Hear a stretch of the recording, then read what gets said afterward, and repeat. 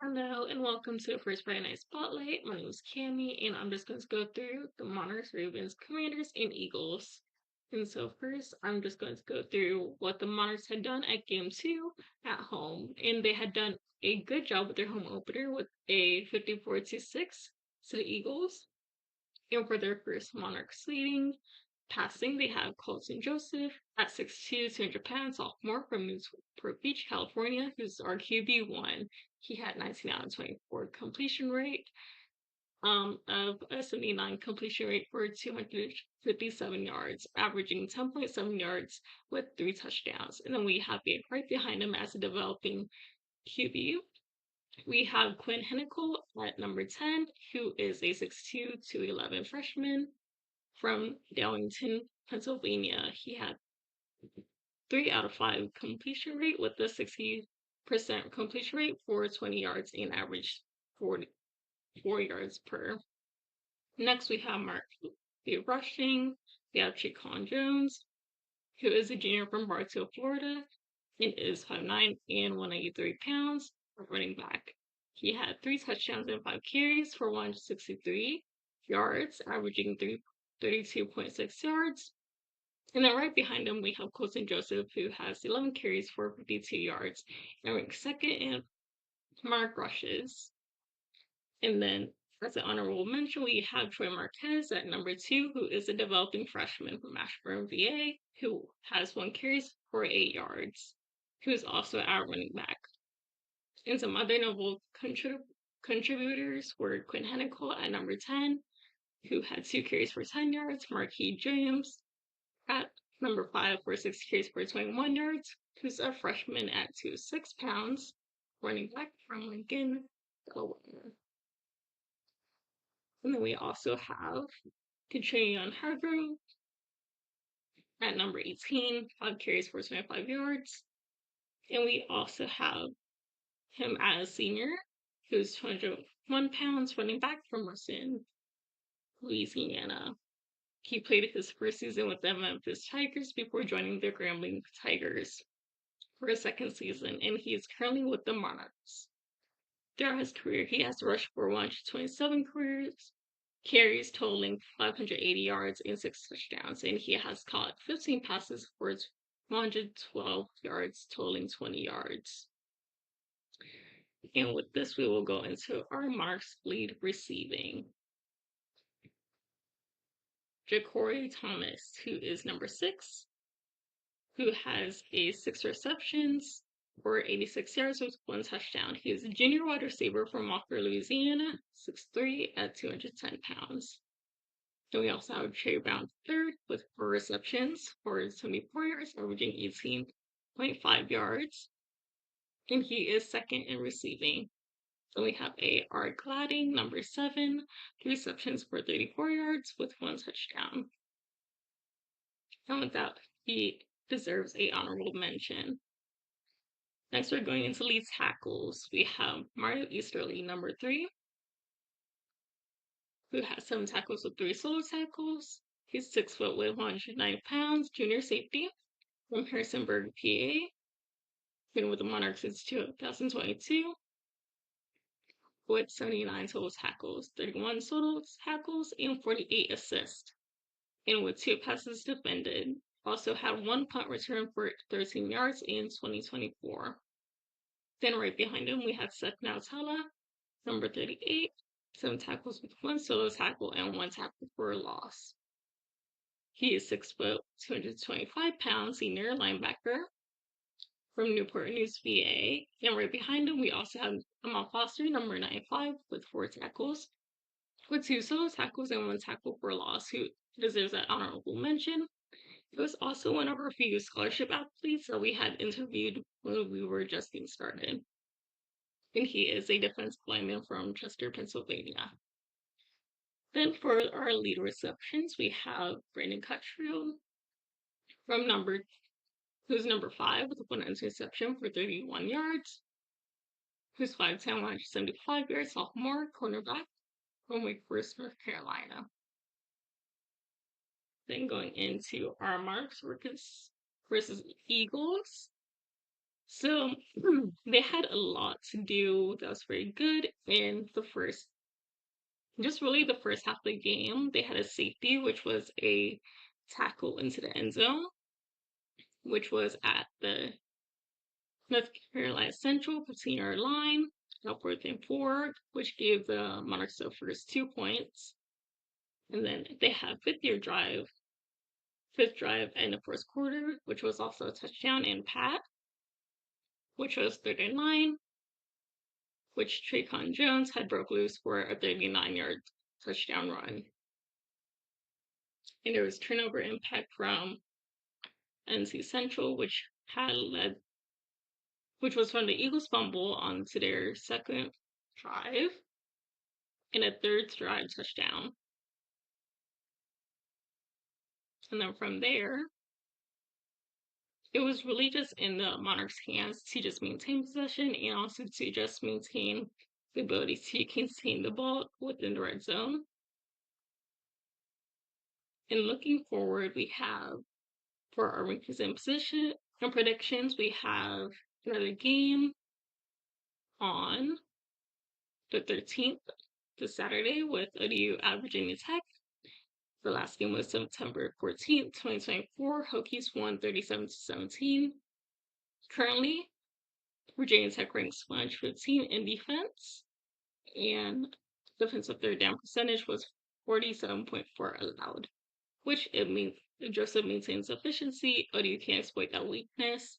And then another strength to lean on is red zone defense, which ODU is very good at. Even if Virginia Tech moves the ball, the Marks can keep them to the field goals. And then another challenge to go overcome is just the time with possession. So just maintain that possession with the ball. And then really the only questions I have for the game is just whether or not the offense can stay on the field against Virginia Tech, and if Colton Joseph can maintain efficiency and Jones can explosiveness can translate against a Power 5 defense. And then lastly, just making sure that ODU's defense can bend but not break against Virginia Tech's longer drives. And with that, I'm going to take a quick break and I'll be right back.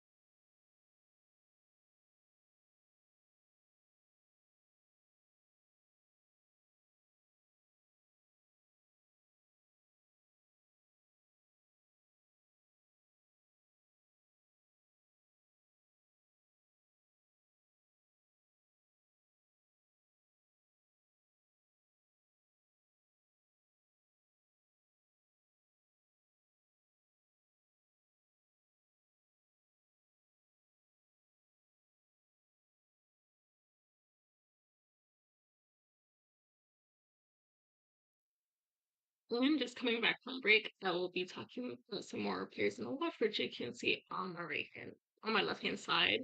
I'll be talking about Utah this time versus Cal Poly with the UTs at 2-0 and with the Cal Poly at 1-1.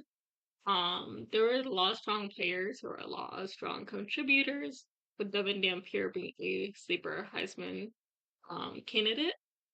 His completion rate from his first two games with the UTs, with his initial 84 completion rate, and he had a 73 completion rate within this game. He had 17 out of 23 completion rate for 192 yards, and he had 3 touchdowns, which was a big contributor to their win within this game. Then we have Bird Ficklin, who is second in passing with a 100% completion rate because he had 4 out of 4 completed passes for 53 yards for 113 to 3 yards averaging. And he is 6'1", 181-pound freshman quarterback from Muskogee, Oklahoma. And next we're going to go into UTC rushing. So first we have Nate Johnson, who has 11 carries for 59 yards, averaging 55.4 yards. And he is a 6'1", 202-pound junior wide receiver from Clovis, California. And then we also have Burt Brooklyn, also number 15, who had carries for 55 yards, averaging 11 as a second lead. Then we also have Smith Snowden, who is on our list, as you can see here. He is a 5'10", 180-pound junior cornerback from Lehi, Utah. Then we have Bryce Duke, who is a transfer from ODU, originally from Virginia Tech. He is a honorable mention, who is a 6 foot, 210 senior running back from Leesburg, Virginia. He currently has contributed as a second half running back who is a very good at just climbing, getting them closer to the red zone. Then we have UT's receiver, Ryan Davis, who is number 9, 6 receptions, 458 yards, averaging 9.7 with 1 touchdown. He is 5'11", 108, 81 pounds, senior wide receiver from Mossville, Georgia. And we have Leishawn Parker, 1 reception for 52 yards. Then for lead tackles, we have Paul Fitzgerald, who has 6 total tackles with 2 solo tackles and half a sack with 1 touchdown. He is 6'4", junior defensive end from Idaho Falls, Idaho, and Jackson, Gannett, with 5 total tackles with 4 solo tackles, 3 pass defended, and 1 touchdown. He is 6'2", 180-pound sophomore safety from Holiday, Utah. And UT's lead reception, also Jackson Benet, with 1 interception for 46 yards with 1 touchdown. Then they had a lot of turnovers, which came to the UT's benefit, which they had first drive, first quarter, which touchdown pass, fourth drive, first quarter, the interception return, which turned into a touchdown. Second quarter, first drive, they had another touchdown. Second quarter, second drive, they also had another touchdown and a pat. And it just kept on going from there. So they just kept on being 7-7-7 up until they had gotten their score of 63. And for their next game, they will be playing Wyoming. And since they are at ring status and have been growing in just in ring status in the Big 12, they are at an advantage. So I do believe they will be winning this next game due to their ring status and their dominant offense. And just going into the NFL, we have the Baltimore Ravens stunning a 41-40 loss to the Bills. And so the Baltimore Ravens had a lead at the first quarter, only to be read behind 16 unanswered points in the last few minutes. Then we have Lamar Jackson, who was efficient and electric, 14 for 19 passing for 210 to 209 yards, and 2 passing touchdowns with 70 rushing yards, and additional rushing touchdown. And then this was such a rare collapse that no NFL team had blown a 15-point lead in the final 5 minutes in 717 consecutive games before this. And then the Browns will be at Ravens, so it'll be a home game, and hopefully they win at home at 1 p.m. And finally, we have Commanders with a convincing 21-6 win over the Giants. Jane Daniels had thrown for 233 yards and a touchdown, added 68 rushing yards. And then Ja'Cory Merritt, who's a rookie, rushed for 82 yards and 1 touchdown on 10 carries. And then in terms of Deebo Samuel, who has since lost some weight, debuted, included 77 receiving yards and 19 rushing touchdown. In terms of team control, Commanders had outgained the Giants 43-21 total yards, stifling them inside the red zone. And it was a critical reception. So whether or not the Commanders can be a top 5 team is really just depending on how they perform the rest of the seasons. And then we have a primetime game with them at Packers at 8:15 p.m. on Super Bowl Sunday. Oh, I'm sorry. On Football Sunday. And finally, we have Philadelphia Eagles with the win that I spoke about before. It was a 24-20 win over Cowboys. Eagles 24-20. Jalen Hurts had rushed for 2 touchdowns, completed 19 of 23 passes for 152 yards, and scrambled for 65 yards. And Saquon Barkley, who was also another contributor, added a 10-yard rushing touchdown. And wasn't and so and then of course there was a controversy of Jalen Carter, who was then fined $57,222,000, which was the the equivalent to a 1 game suspension. And overall, just because of the lightning delay and a suspended start and a lot of late game tension, there was a win of 24-20. And the Eagles had Chiefs for Sunday 9:14 at 4:25 p.m. kickoff, and hopefully they win again over them. So I'll see you later. And I'll see you in the next video.